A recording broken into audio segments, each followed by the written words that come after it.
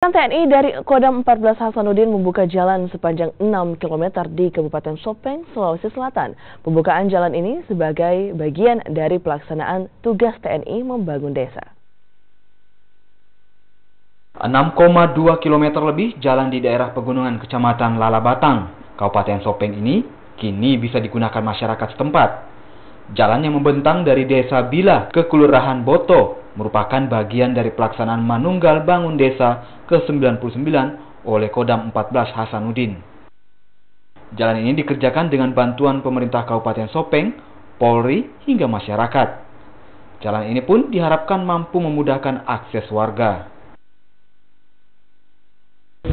TMMD ini, TNI masuk desa, artinya TNI datang ke desa membantu kesulitan masyarakat desa.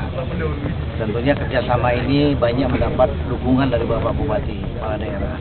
Itu ada dalam tugas pokok TNI membantu pemerintah dalam situasi damai.